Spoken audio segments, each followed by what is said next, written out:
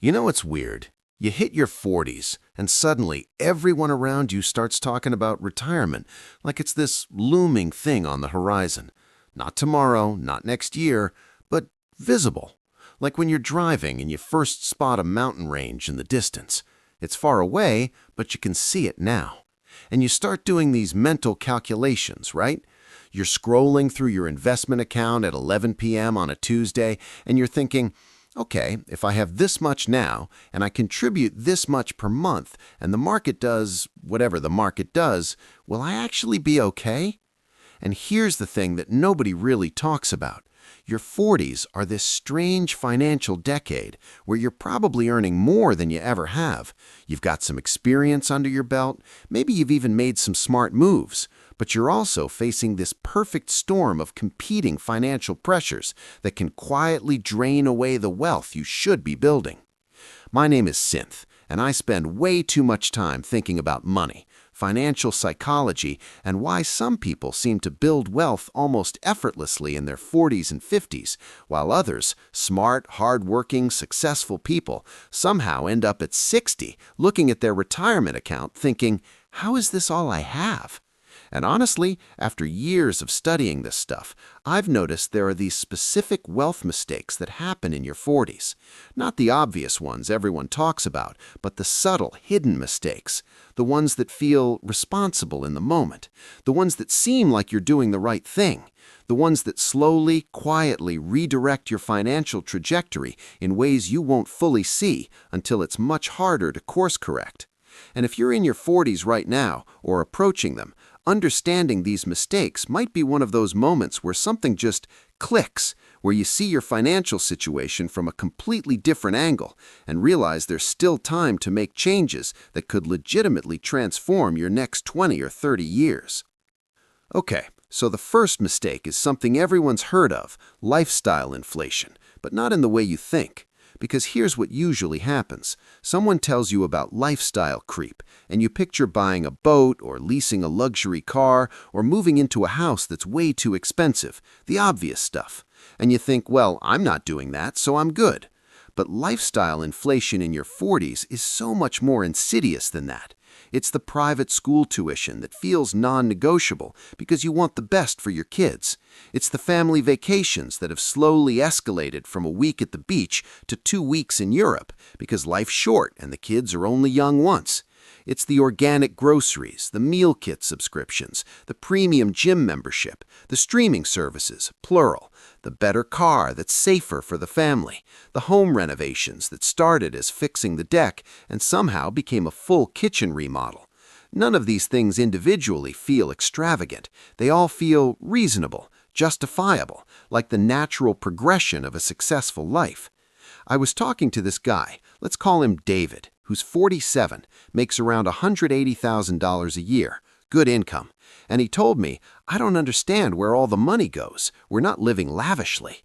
And when we looked at his spending, it wasn't one big thing. It was 1,000 small things that had all seemed reasonable when he added them.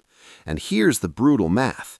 If you're spending an extra $2,000 a month on lifestyle upgrades that feel modest, and in your 40s that's easy to hit, that's $24,000 a year not going into investments. Over 20 years, if that money had been invested at a conservative 7% return, that's not $480,000. It's over $1 million. $1 million. And I'm not saying you shouldn't enjoy the fruits of your labor, but in your 40s, every dollar you invest has 25 years to compound before retirement. This is the most valuable investing time you have left. The mistake isn't treating yourself. It's treating yourself in ways that feel so normal, you don't even realize you're making a choice. This one's gonna sting because it hits right at your heart. But here it is. One of the biggest wealth mistakes people make in their 40s is over-investing in their children's future at the expense of their own financial security. And look, I get it. You want your kids to have every opportunity. You don't want them drowning in student loan debt. It feels selfish to prioritize your retirement over their college fund. But here's the thing. Your kids can get loans for college. You cannot get loans for retirement. Your kids have their entire working lives ahead of them to build wealth. You don't. You're in the critical wealth-building window right now. I know a couple, Lisa and Tom, both in their mid-40s. They've got about $150,000 saved in 529 plans for their 2 kids. Incredible. But their own retirement accounts? Combined, maybe $200,000. And they're 45. When you run the numbers, they're on track to potentially run out of money in their late 70s. But they kept saying, we can't let our kids graduate with debt. And I wanted to say, what's worse? Your kids having $30,000 in student loans they pay off over 10 years while they're young, or you running out of money at 78 and becoming a financial burden on those same kids when they're in their 40s trying to raise their own families. Because that's what happens. Kids who are now in their 40s, sandwiched between aging parents who didn't save enough and their own kids, stretched so thin they can't build wealth either. It's this generational cycle that starts with good intentions. The brutal reality, the best thing you can do for your kids' financial future is to be financially secure yourself, to not need their help when you're older. This doesn't mean you don't help with college, but maybe it means having honest conversations about state schools versus private schools. Maybe it means them taking on some loans, working part-time. Maybe it means saying, we'll contribute X dollars per year and the rest is on you.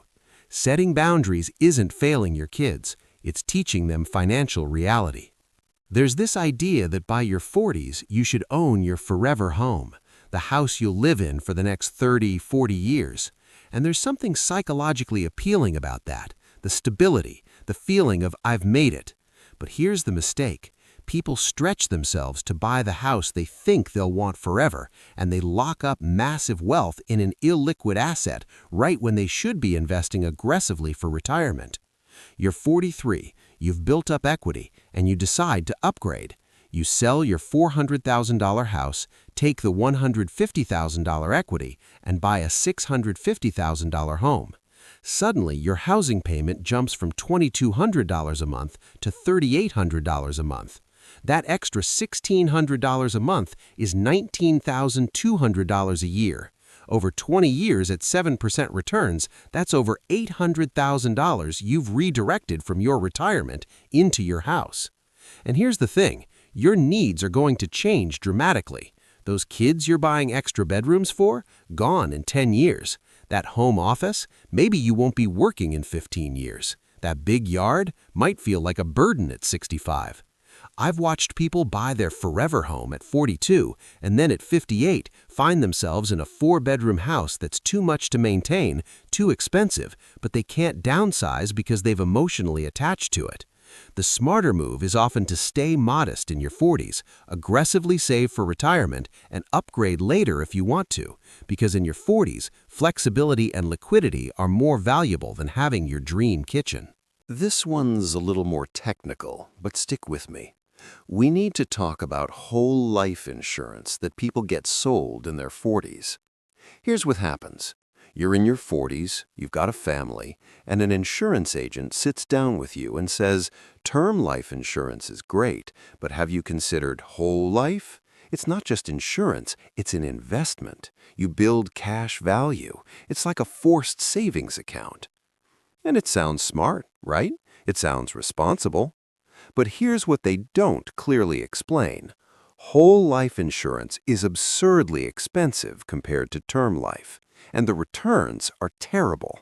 We're talking maybe 2 to 4% annual returns after fees. Meanwhile, that same money in a simple index fund would likely earn 7 to 10% over time. Real numbers. A healthy 45-year-old might pay $500 to $600 a month for a whole life policy with $500,000 in coverage. That same person could get a 20-year term life policy with $1 million in coverage for maybe $100 a month. If you bought the cheaper term policy and invested that $500 per month difference in a regular brokerage account, after 20 years at a 7% return, you'd have roughly $260,000. The cash value in your whole life policy? maybe $100,000 if you're lucky. The mistake is listening to someone who has a financial incentive to sell you whole life. They make way bigger commissions, and not running the numbers yourself.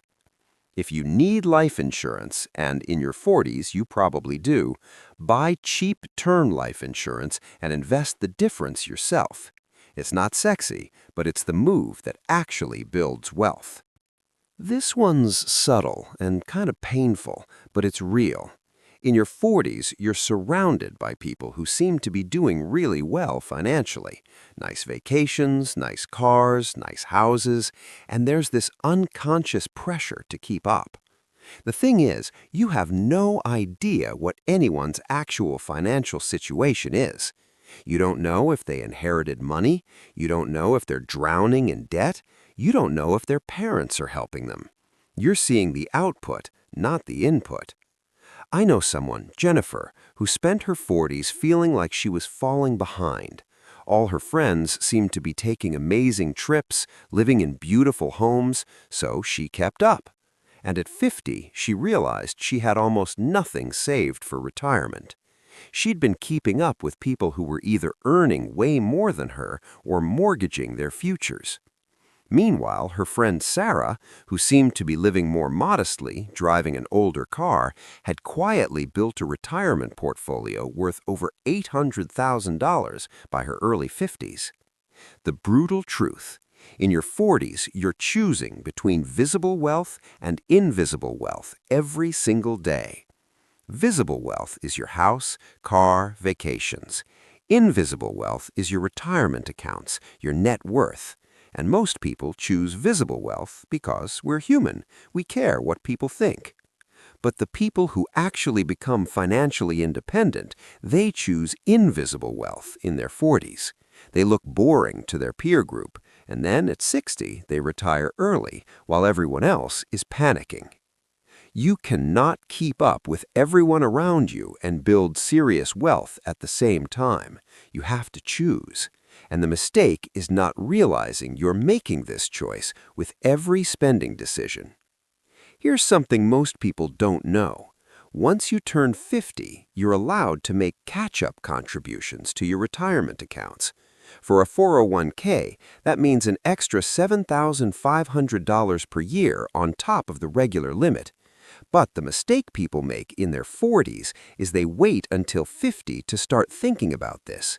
They're coasting, contributing maybe enough to get the company match, but not pushing themselves to max out contributions. And then they hit 50, they're allowed to do catch-up contributions, but their lifestyle has expanded to fill their income, and they can't actually afford to take advantage of it. Your 40s are when you should be preparing for those catch-up years. Training yourself to live on less so that when you hit 50, you can immediately start putting that extra money away without it feeling like a sacrifice. Think about it. If you max out your 401k with catch-up contributions from 50 to 65, maybe $30,000 a year total, that's $450,000 in contributions. With growth, you could be looking at $700,000 to $800,000 just from that concentrated saving period. But you can't do that if you're living paycheck to paycheck on a $150,000 income because you've let your lifestyle expand. The move is to live in your 40s like you're already making maximum contributions. Practice it now. Get used to not having that money. Then when you hit 50, it's effortless to redirect it into the tax-advantaged accounts where it belongs. The last mistake, and this might be the most important, is that people in their 40s are still thinking short-term. They're thinking about the next year, maybe 5 years. They're not really internalizing that they could easily live another 40 or 50 years. If you're 45 and healthy, there's a decent chance you'll live to 90 or beyond. That's 45 more years. That's longer than you've been alive as an adult. And the decisions you make right now will ripple through every single one of those years. This is the decade where you need to get serious about health, because your health is your wealth. If you're not exercising, eating terribly, ignoring warning signs, you're setting yourself up for expensive medical problems that will drain your retirement accounts. This is the decade where you need to actually run the retirement calculators and be honest. How much do you have? How much are you saving? What can you reasonably expect? How much will you need? And if there's a gap, and for most people there is, what are you going to do about it? The mistake is coasting, telling yourself you've got time, you'll figure it out later, because the decisions you're making right now are determining what your life looks like at 70, and 70 is not that far away. Your 40s are the decade that determines your financial destiny. It's the last chance to really build wealth before retirement becomes a near-term reality. You're earning more than you likely ever will, you've got experience, you've outgrown some of the mistakes of your 20s and 30s, but you've still got enough time for compounding to work its magic. The people who retire comfortably, they're not lucky. They're people who got intentional in their 40s, who made hard choices, who said no to lifestyle inflation, who prioritized their future over their present comfort, who didn't try to keep up with everyone around them, who invested in their health and their retirement accounts like their future life depended on it, because it does. And if you're feeling a little panic right now, like maybe you've made some of these mistakes, that's okay. That's actually good, because awareness is the first step. You can't change what you've done, but you can absolutely change what you do from this point forward. Start today, not tomorrow, not next month, today. Look at your spending, look at your retirement accounts, run the numbers, make a plan. Choose invisible wealth over visible wealth. Choose your future over other people's opinions. Because your 40s are happening right now, and every single day is a choice. The beautiful thing is that you still have time. You're not too late, but you can't waste another year. The version of you at 70 is depending on the version of you right now to make the right choices. So, what's it going to be?